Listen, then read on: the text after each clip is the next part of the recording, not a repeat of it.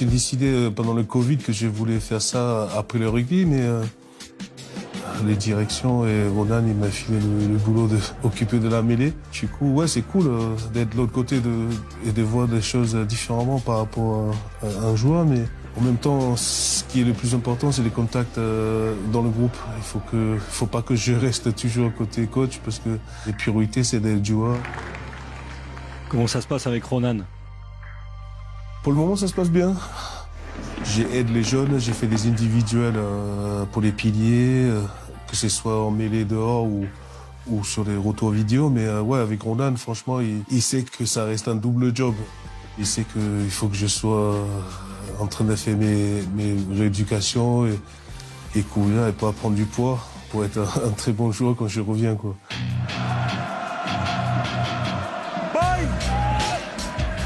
On n'a que des piliers en dessous de 23 ans, je crois, si je me trompe pas. Et c'est ça que je trouve excitant parce que ils sont quand même à un bon niveau.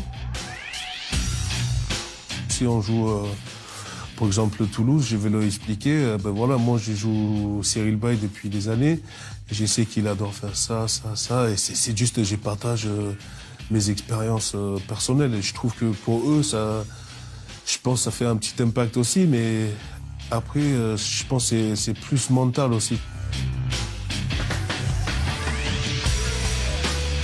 La mêlée, c'est particulier. Il faut vraiment mettre la tête où les gens ne mettent pas les mains.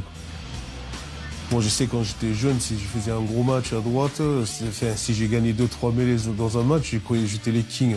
Finalement, la semaine après, tu t'es fait rebaisser, tu fais redescendre à terre par quelqu'un.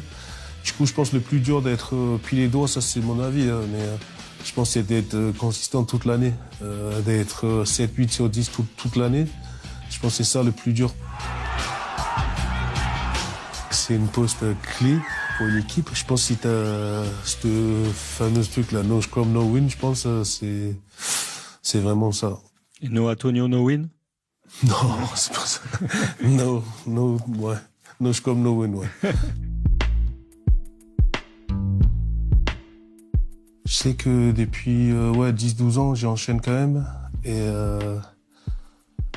je pense que j'arrive à un âge où je sais mieux gérer. Ça peut être pas mal pour la fin, parce que je suis plus vers la fin que le début. Et je vais bien sortir par la grande porte. Du coup, je pense que si on arrive à bien gérer ces 2 dernières années, je pense que ça peut être pas mal. Ouais.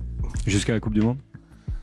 Objectif, oui, mais en disant avoir l'équipe de France en 2023, je savais que je voulais revenir, mais j'attendais qu'il m'appelle ou quoi, mais je crois que c'était le retraite le plus short de l'histoire de rugby international, mais ouais, il y a des trucs encore à valider. Après, comme je t'ai dit au début de l'interview, je crois que je vais sortir par la grande porte, quoi. Enfin, je veux que j'ai fini en beauté, au moins je peux finir ma carrière tranquille et faire autre chose, quoi. Mais jamais loin de la mêlée. Exactement.